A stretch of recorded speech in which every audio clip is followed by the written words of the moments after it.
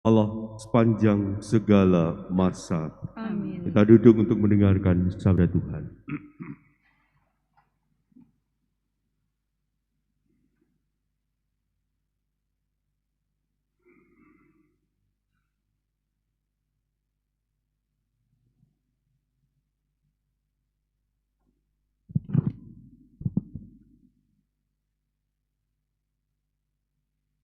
Bacaan dari Kisah Para Rasul.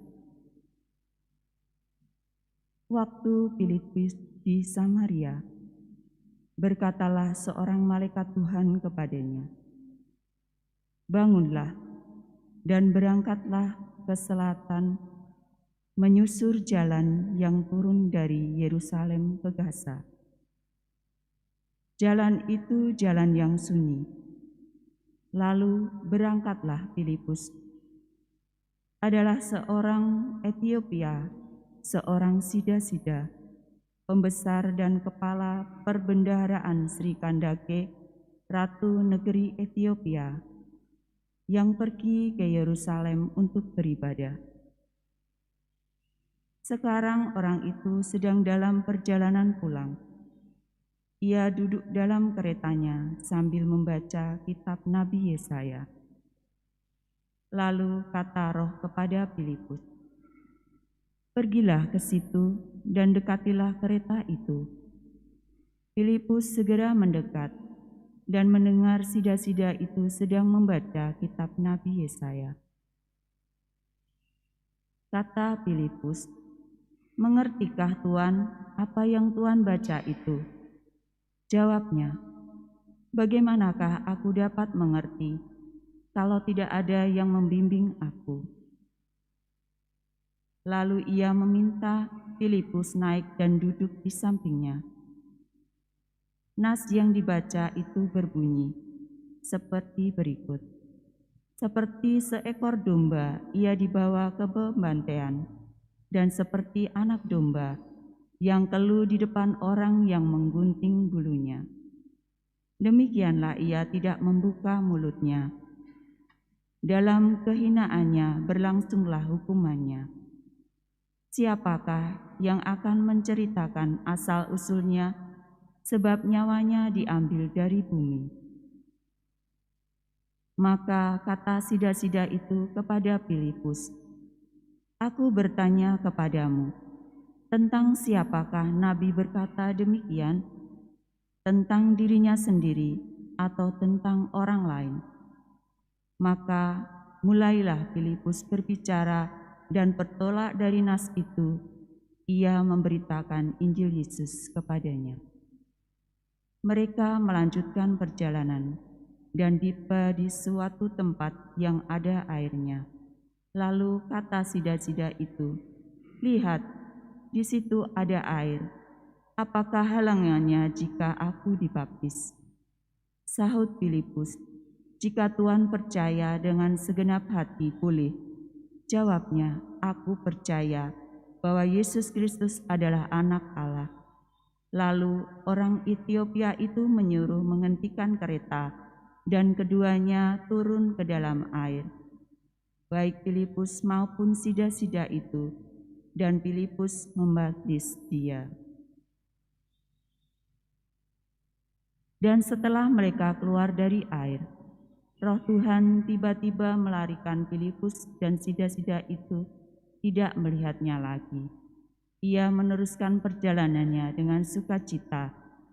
Tetapi ternyata Filipus ada di Asdod. Ia menjelajah daerah itu dan memberitakan Injil di semua kota sampai ia tiba di Kaesarea. Demikianlah sabda Tuhan. Syukur pada Allah. Bersorak-sorailah bagi Allah, hai seluruh bumi. Bersorak-sorailah bagi Allah, hai seluruh bumi. Pujilah Allah kami, hai para bangsa, dan perdengarkanlah puji-pujian kepadanya. Ia mempertahankan jiwa kami di dalam hidup dan tidak membiarkan kaki kami goyah. Bersorak-sorailah bagi Allah, hai seluruh bumi. Marilah, dengarkanlah, Hai kamu sekalian yang takwa kepada Allah, aku hendak menceritakan apa yang dilakukannya terhadapku. Kepadanya aku telah berseru dengan mulutku, kini dengan lidahku aku menyanyikan pujian. Bersorak-sorailah bagi Allah, hai seluruh bumi. Terpujilah Allah yang telah menolak doaku. Terpujilah Allah yang tidak menolak doaku dan tidak menjauhkan kasih setianya daripadaku. Bersorak-sorailah bagi Allah, hai seluruh bumi. Haleluya, haleluya, haleluya, haleluya.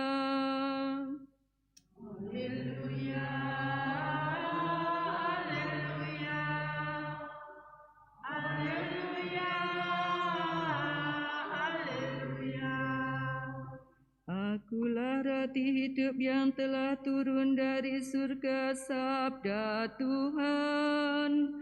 Barang siapa makan dari roti ini, ia akan hidup selama-lamanya. Haleluya, haleluya, haleluya, haleluya. Tuhan bersamamu. Dan bersama rohmu. Inilah Injil suci menurut Yohanes. Dimuliakanlah Tuhan. Di rumah ibadat di Kapernaum, Yesus berkata kepada orang banyak, "Tidak seorang pun dapat datang kepadaku, jikalau ia tidak ditarik oleh Bapa yang mengutus aku. Dan ia akan kubangkitkan pada akhir zaman. Ada tertulis dalam kitab nabi-nabi, dan mereka semua akan diajar oleh Allah. Dan setiap orang yang telah mendengar dan menerima pengajaran dari Bapa datang kepadaku. Hal itu tidak berarti bahwa ada orang yang telah melihat Bapa. Hanya Dia yang datang dari Allah, Dialah yang telah melihat Bapa. Aku berkata kepadamu, sesungguhnya barang siapa percaya, ia mempunyai hidup yang kekal. Akulah roti hidup. Nenek moyangmu telah makan mana di padang gurun, dan mereka telah mati. Inilah roti yang turun dari surga. Barang siapa makan daripadanya, ia tidak akan mati. Akulah roti hidup yang turun dari surga. Jikalau seorang makan dari roti ini, ia akan hidup selama-lamanya, dan roti yang kuberikan itu ialah dagingku, yang akan kuberikan untuk hidup dunia."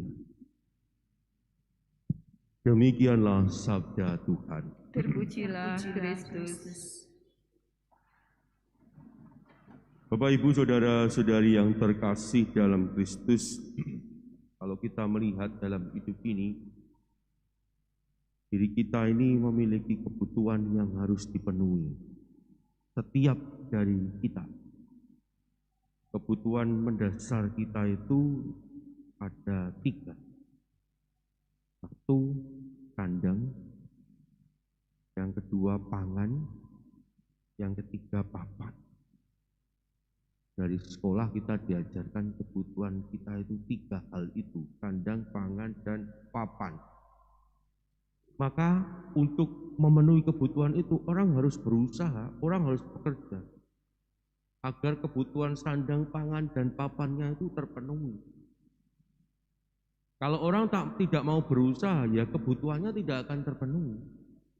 Kalau kebutuhannya tidak akan terpenuhi, bagaimana dia bisa hidup? Bagaimana dia bisa hidup? Tanpa sandang, bagaimana orang bisa hidup? Karena akan dicibir banyak orang. Tanpa pangan, bagaimana orang bisa hidup? Karena makanan itu menjadi sumber kekuatan untuk dia hidup. Tanpa papan, bagaimana dia berlindung dari segala cuaca yang sungguh ekstrim dan sebagainya, apalagi hari-hari ini di masa-masa pandemi ini, orang sungguh-sungguh butuh papan. Oleh karena itu orang sampai bekerja dari pagi sampai malam, kepala jadi kaki, kaki jadi kepala, hanya untuk memenuhi kebutuhan dasar.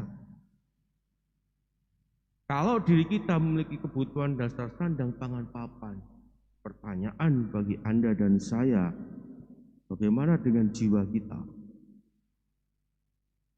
Apakah jiwa kita juga memiliki kebutuhan yang harus dipenuhi?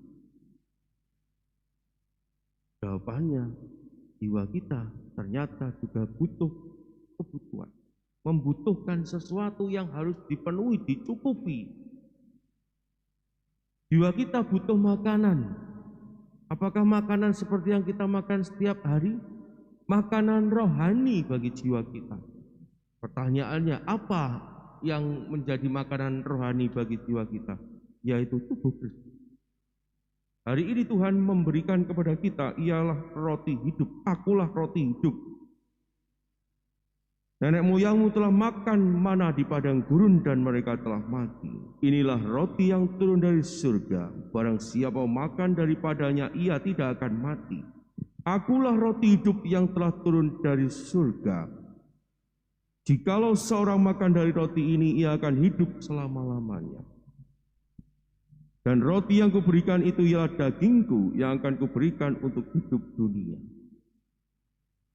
Kita tahu bahwa dialah makanan sejati untuk jiwa kita.